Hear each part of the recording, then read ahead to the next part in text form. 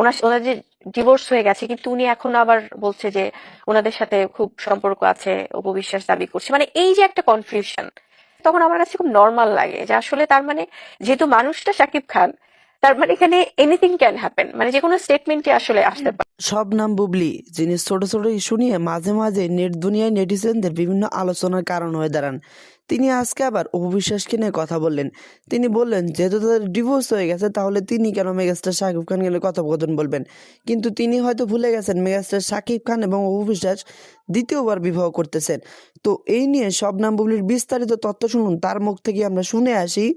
ঈদের জাস্ট কয়েকদিন আগে খুব একটা সময় নিয়ে প্ল্যান করেননি একদম তারা। লাস্ট মোমেন্টে যদি কোনো সিনেমা আসে লোকাল, যেটা ট্রেলারটা লঞ্চ হয়েছে, এবং খুব একটা সময় ছিল না ঈদের আগে, জাস্ট কয়েকদিন আগে, যদি কেউ এটা চেক করে দেখতে পাবে, জাস্ট হয়তো বা কয়েকদিন আগে এটার ট্রেলার এসছে এবং সবকিছু। তো তখন তো অলরেডি আমার লিডারের ওখানে ডেট দেয়া, এবং তারপরেও কিন্তু আমি বিভিন্ন চ্যানেলে যে ইভেন্টগুলো বা প্রোগ্রামগুলো করেছি, আমি সবখানে আমি আমার লোকালের কথা বলেছি, এবং আমার সোশ্যাল মিডিয়ায় আমার যেটা ভেরিফাইড পেজ, ওখানে আমার অ্যাডমিন থেকে শুরু করে সবাই কিন্তু শেয়ার দিয়েছে লোকালের গানগুলো, ট্রেইলার।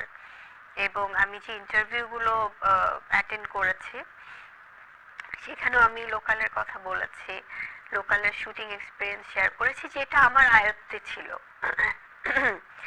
বাট তার বাইরে যেই সময়গুলো হয়তো বা আমাদের টিম সহ কোথাও মুভ করা হয়নি, ওই যে শুধুমাত্র ওই কমিউনিকেশন গ্যাপটার জন্য। তো আমি এই কনভারসেশন গুলো কি পরিচালকের সঙ্গে আপনার ওই সময় হয়েছে যে আমি পারছি না বা এক্স্যাক্টলি, আগে জানান? এটা হয়েছে, এটা পরিচালকের সাথে হয়েছে। এবং আমাদের লোকাল সিনেমার পরিচালক তো সাইফ চন্দন ভাই, ভীষণ অমায়িক একজন মানুষ। ভাইয়ের সাথে আমার আরেকটা সিনেমা আসবে কয়লা। তো উনি হচ্ছে যে খুব ফ্লেক্সিবল। মানে আমি যখন ভাইকে শেয়ার করেছি যে ভাইয়া, বলতেছে যে না না না, আমরা তো আসলে, ভাই আমাকে মানে আছে না যে খুব, এটা একটা অন্যরকম একটা আসলে সম্মান, মানে এটা আমি বলবো যে, কারণ ভাইয়া চন্দন ভাইকে হচ্ছে যে আমরা, উনি তো ডিরেক্টর আমাদের, আর চন্দন ভাই হচ্ছে মজা করে আমাকে স্যার ডাকে। মানে সবসময় এটা খুব ফান করে উনি ডাকে। তো তখন বলছে না স্যার, আমি তো আসলে বুঝতে পেরেছি। তো আমি বললাম যে ভাই, এটা তো আমরা একদম 11th আওয়ারে আমরা শুনলাম, তো আপনি তারপর আপনার জায়গা থেকে একটু প্ল্যান করেন। তো ভাইয়াও বুঝতে পেরেছিল যে আসলে লিডারের ওখানে ডেট আমরা একটু মুভ করছিলাম, হলে যাচ্ছিলাম। তো তখন হচ্ছিল কি, একটু দুটোর শিডিউল মেলাতে ছিল, একটু টাফ হয়ে যাচ্ছে। এই জন্য আমি আমার ডিরেক্টর প্রডিউসারদের কাছে আসলে এটা আমার হাম্বল রিকোয়েস্ট যে যখনই কোনো মুভি আসুক, স্পেশালি যদি ঈদে, কারণ ঈদটা একটা বড় উৎসব, একদম। এবং সেটা যদি হয় পয়লা বৈশাখ বা কোনো উৎসব, আসলে তখন হয় কি, যদি একটু আগে থেকে বলা হয়, একটু সময় বা কয়েক মাস আগে থেকে, যে আমরা এই দিনে আসছি, তখন কিন্তু আমরা দুটো মুভি বা তিনটা মুভি যদি রিলিজ হয় একজন আর্টিস্টের, তখন সুন্দর করে মিলিয়ে নিতে পারি আমরা। তো এটাই আর কি। এবং সেম এই যে প্রহেলিকা এবং ক্যাসিনো, প্রহেলিকা আমরা অনেক দিন আগে থেকে জানি, হ্যাঁ আমরা শুনছি অনেক, তাই না? তো এই জন্য কিন্তু আমরা প্রহেলিকার অনেকগুলো প্রমোশনাল প্রোগ্রাম অ্যাটেন্ড করতে পেরেছি, যেহেতু একদম লিখিত শিডিউল দেয় আমার জয়নিকা আপুর সাথে। তো সেখান থেকে যখন এরকম করা, তো দেন আমি অনেক পরে জানতে পেরেছি ক্যাসিনো আসছে। সো তখন একটু এর জন্য চেক অ্যান্ড ব্যালেন্স করতে হচ্ছে। এবং ক্যাসিনো কিন্তু আপনার বেশ আগে শুট করা একটা সিনেমা। আপনি আমেরিকা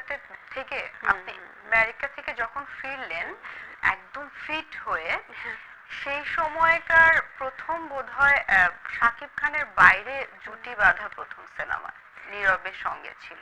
না, আমার আমেরিকা থেকে ফেরার পর না, আমেরিকাতে যাওয়ার আগে, 2019 সালে এটা শুটিং হয়েছে, এবং পোস্টারটা বোধহয় পরে তাহলে রিলিজ পেয়েছে। হ্যাঁ, পোস্টারটা পরে রিলিজ হয়েছে। আর আপনি যেটা বলেছেন যে এটা আমরা তো জুটি হয়ে অনেকগুলো কাজ করেছি শাকিব খানের সাথে আমি। তো সেই টিম থেকে বের হয়ে আমার প্রথম কাজ ছিল, এটা আমার মনে আছে এখনো। সেই জায়গা থেকে এই সিনেমাকে নিয়ে আপনার এক্সপেকটেশন কেমন? এক্সপেকটেশন অবশ্যই ভালো, কারণ এক্সপেকটেশনটা কেন ভালো, অলরেডি ক্যাসিনো হচ্ছে কি একদমই অন্যরকম। আমার যদিও আমার দুটো মুভি রিলিজ হচ্ছে, বাট প্রহেলিকার সাথে ক্যাসিনোর কোনো কোনো মিল মিল নেই। পাবলিকে আসলে দেখে পাবে না দর্শক। একদমই অপোজিট।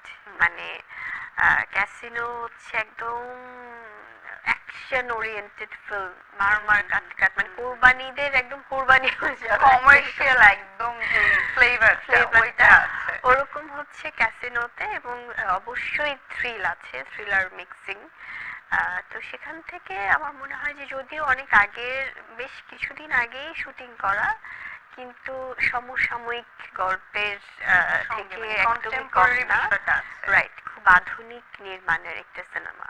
এবং এখান থেকে বুবলি কি অবশ্যই থ্যাঙ্কফুল কিনা ইন্ডাস্ট্রির কাছে, যে তাকে এইভাবে করে আসলে প্রত্যেকটা ডিরেক্টরের কাছে বোধহয় আপনি থ্যাঙ্কফুল। আমি ডেফিনেটলি আমি, আমার কাছে মনে হয় এই চলচ্চিত্র পরিবার আমাকে আসলে যেভাবে ভালোবাসে, সম্মান করে, যেভাবে আসলে একটা সুন্দর সিকিউর একটা কাজের পরিবেশ দিচ্ছে, আমি আমি সত্যি অনেক কৃতজ্ঞ সবার প্রতি। আর আমার আমার যাদের সাথে কাজ হয়েছে, যেসব টিমের সাথে, সবাই সবাই ভীষণ অমায়িক। এবং আমি যদি চয়নিকা আপুর কথা বলি, চয়নিকা চৌধুরী একজন নারী নির্মাতা। যদিও আমি নারী নির্মাতা ওভাবে বলতে চাই না, কারণ নির্মাতার কোনো জেন্ডার হয় না, কিন্তু বাংলাদেশে But নারী এটা তো নির্মাতা true। কম। এক্স্যাক্টলি, উনি কম স্বনামধন্য বলতে একজন আমি নির্মাতা। বলবো যে আসলে খুবই কম। এবং চয়নিকা আপু সে কিন্তু নিজের একটা ব্র্যান্ড তৈরি করে ফেলেছে, যে চয়নিকা চৌধুরী মানেই ওনার কাজটা ভালো হবে।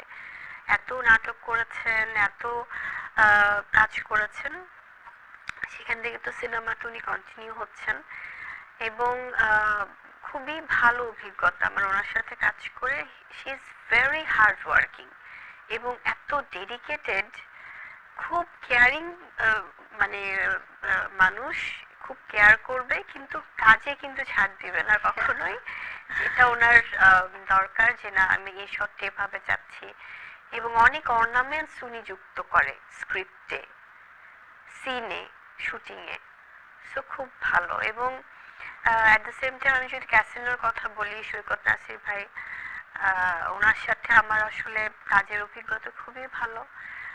খুব মানে আছে না যে অ্যাকশন কাজগুলো উনি করছেন খুব সুন্দর করে, এবং থ্রিলার মিক্স, এবং মানুষ হিসেবেও উনি যথেষ্ট। আমি তো অলমোস্ট 1.5 বছর, ও পৃথিবীতে আসা 1.5 বছর আমি কোনো কাজ করিনি। আর 1 বছর তো টানে আমেরিকাতেই ছিলাম ওকে নিয়ে। তো তখন আমার যেটা হয়েছে যে আমি তো পুরোটা সময় আমার ওর সাথে 24 আওয়ার্স। তো নিজেকে টেক কেয়ার করার কিন্তু আমি কোনো সময় পাইনি, যে না আমাকে আমাকে নিজেকে টেক কেয়ার করতে হবে বা আমাকে ওরকম ফিট হতে হবে। কারণ আমার হয় না যে সময়টা, যেটা যেটা আমার তখন মনে হয়েছে আমার বেবিকে আমার